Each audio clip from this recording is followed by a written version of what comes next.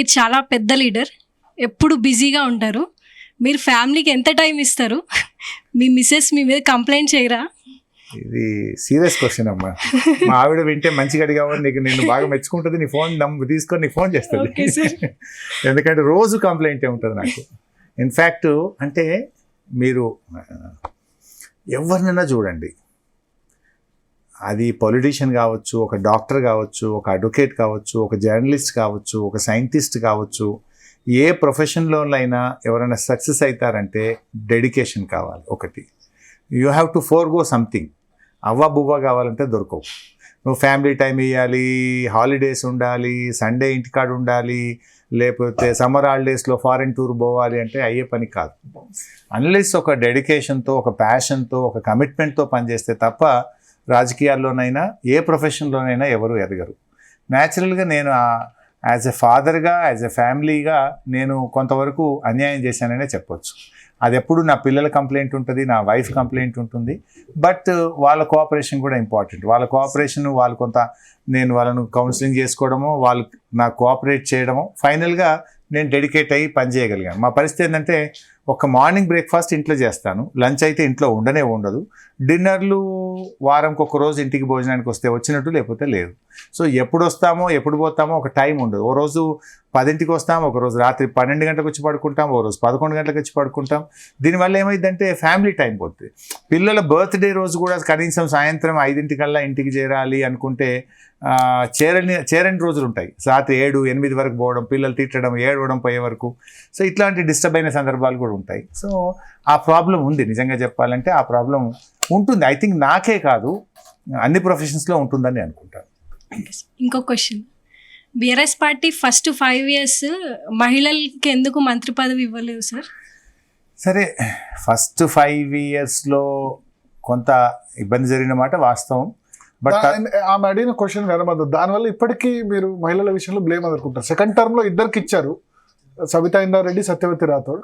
But question వచ్చినప్పుడల్లా, మహిళా representation వచ్చినప్పుడల్లా అసలు మహిళా మంత్రి లేని క్యాబినెట్ అంటే బహుశా ఏ రాష్ట్రంలో, దేశంలో లేదు. అంటే నేను కూడా ముస్లింలు మంత్రి లేని ఒకే ఒక క్యాబినెట్ రేవంత్ రెడ్డి క్యాబినెట్ వచ్చేమాట 5 సంవత్సరాల దాకా కాంగ్రెస్ ప్రభుత్వ హయాంలో. కానీ ఏ ప్రభుత్వం, మా గవర్నమెంట్లో 2 మంత్రులు ఉంటే కూడా ఒక మైనార్టీ మంత్రి ఉండేవాడు. మరి ఇలా 12 మంది మంత్రులు ఉన్న మైనార్టీ లేని ఏకైక ప్రభుత్వం రేవంత్ రెడ్డి ప్రభుత్వం అని నేను కూడా అనొచ్చు. సో బట్ అల్టిమేట్గా క్యాబినెట్ అనేది మనకు కొంచెం పరిమితులకు లోబడి ఉంటుంది. మనకు 15% లోపే ఇవ్వాలి, 18 మంది కంటే దాటకూడదు. కొన్ని అక్కడ ఉండే ఒత్తిళ్లు కావచ్చు, జిల్లాల సమీకరణ కావచ్చు, క్యాస్ట్లు కావచ్చు, కొంత ఇబ్బంది జరగవచ్చు.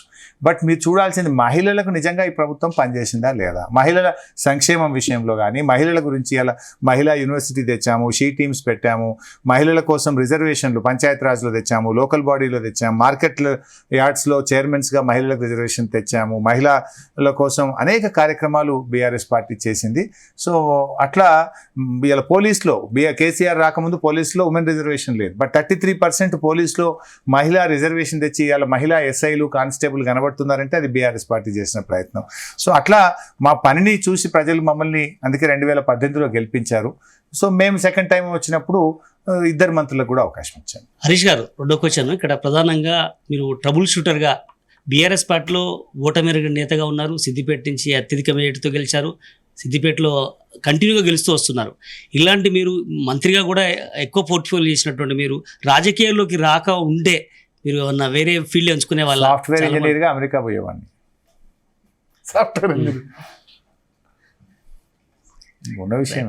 ఎప్పుడన్నా రిగ్రెట్ ఫీల్ అయ్యారా? ఇది రాజకీయాల్లో ఉన్నందుకు రిగ్రెట్ ఫీలింగ్ ఏదైనా సందర్భాలు ఏమైనా తిట్టినప్పుడు, లేకపోతే ఏదైనా ప్రతిపక్షాలు విమర్శలు చేసినప్పుడు అట్లా ఏమైనా అనిపించిందా? అప్పుడప్పుడు అనిపించినా ఇంత గొప్ప అవకాశము ఎంతమందికి వస్తుంది? ఇవాళ ప్రజలు ఇచ్చిన అవకాశం, దేవుడిచ్చిన అవకాశం. ఇవాళ తెలంగాణ రాష్ట్ర సాధనలో పాల్గొని రాష్ట్రాన్ని సాధించే కార్యకర్తలు ఒకటిగా ఉండడం కంటే గొప్ప అదృష్టం ఇంకోటి ఏముంటుంది? హాయ్ సార్, నా పేరు రాజు. యాజ్ ఎ గ్రాఫిక్ డిజైనర్ మిమ్మల్ని దాదాపు 15 నుంచి 15 సంవత్సరాలు మిమ్మల్ని చూస్తున్నాం. అయితే మీరు 15 years ఎట్లున్నారో ఇప్పుడు కూడా అలాగే ఉన్నారు. అంటే దీనికి హెల్త్ సీక్రెట్ ఏంది? ఒకటి.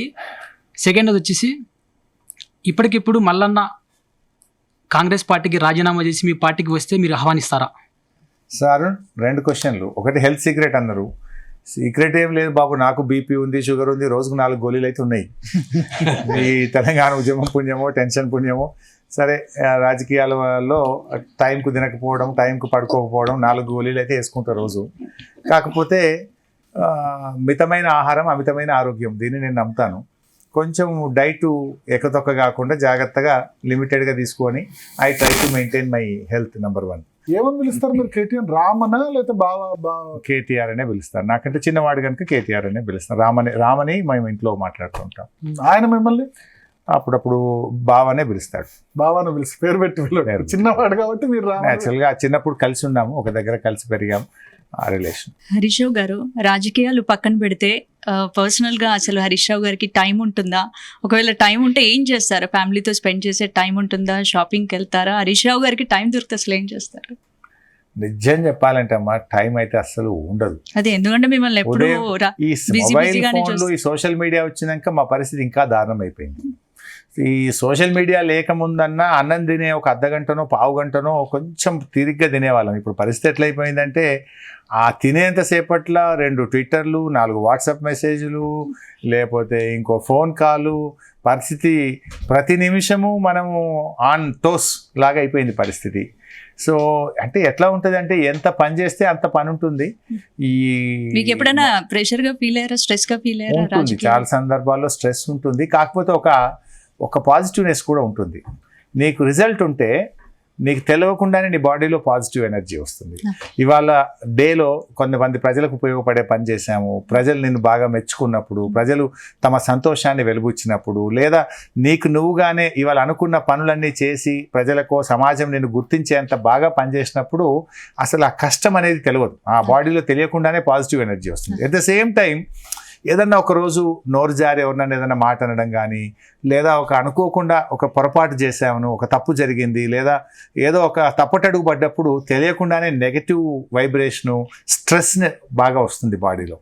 పాలిటిక్స్లో జనరల్గా ఏమైందంటే డెలివరీ ఉన్నప్పుడు నీకు ఆ స్ట్రెస్ రాదు, you will be more positive. తెలియకుండానే ఇంకా శక్తి వస్తుంది నీ శరీరంలో. కానీ పొరపాట్లు జరిగినా, విమర్శలు వచ్చినప్పుడు కానీ, తప్పు జరిగినప్పుడు మాత్రం తెలియకుండానే స్ట్రెస్కు లోన్ అవుతుంటాం. మీ కిడ్స్ అంటూ ఉంటారా మిమ్మల్ని మిస్ అవుతారు? అసలు వాళ్ళతో స్పెండ్ చేసే టైం చాలా అంటుంటారమ్మా. నిజంగా అయితే టోటలీ ఐ మిస్డ్. అంటే ఏమవుతుంటాయంటే వాళ్ళకు సమ్మర్ వెకేషన్ రాగానే వాళ్ళు చదువుకునే స్కూల్ ఫ్రెండ్స్ అందరూ ఊటీ పోయిందట, లేకపోతే ఇటు మద్రాసు పోయిందట, లేదా ఫారిన్ పోయిందట, మనం ఎప్పుడు పోతాం అంటారు. మాకు ఆ పరిస్థితి ఉండదు. ఒక్కసారి ప్లాన్ చేసుకున్నాం మేము, జపాన్ పోదామని. ఐ థింక్ 2017 ప్లాన్ చేసుకున్నాము. టికెట్స్ బుక్ అయినాయి, ఇంట్లో వీళ్ళంతా లగేజ్ కూడా ప్యాక్ అయిపోయింది. నేను కాన్స్టెన్సీలో సిద్దిపేటలో ఉన్నాను. సిద్దిపేట నుంచి ఇంకా నైట్ 8 o'clock ఎయిర్పోర్ట్లో రిపోర్ట్ చేయాలి. నేను 5ంటికి బయలుదేరి 5 వరకు ఇంటికి వస్తాను అని చెప్పాను. 5 వస్తాను, మనం వెళ్దాం 8కి అని చెప్పాను.